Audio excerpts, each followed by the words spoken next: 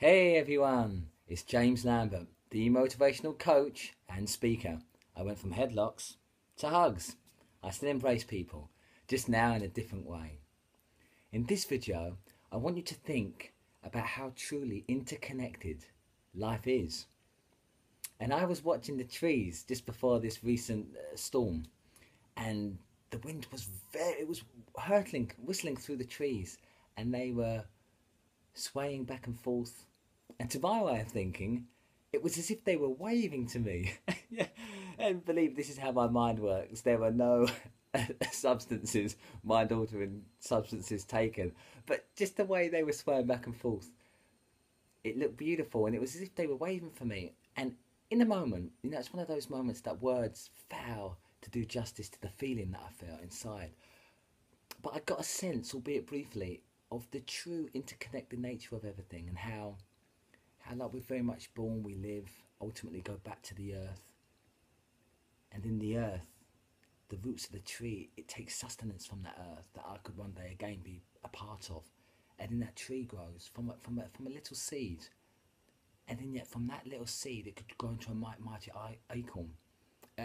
From that little seed, the little acorn, into a mighty oak.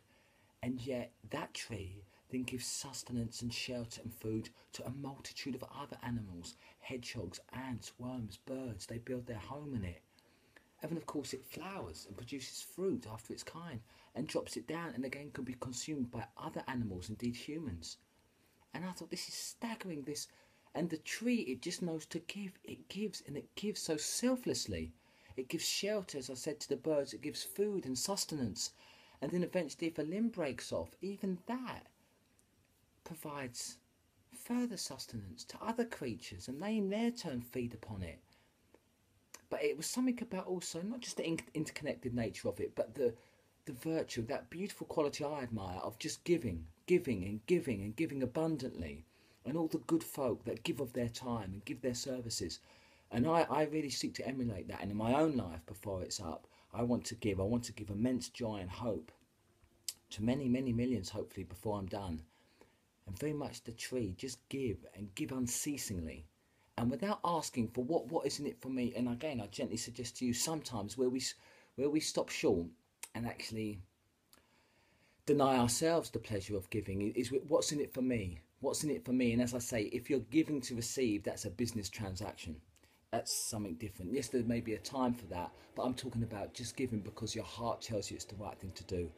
I've seen many associates, I used to get, lightly mocked because I used to give to the homeless in London and Victoria particularly, and I used to give, and people used to criticise and go, what's the point, James? He's only, or she's only going to spend it on drink or drugs.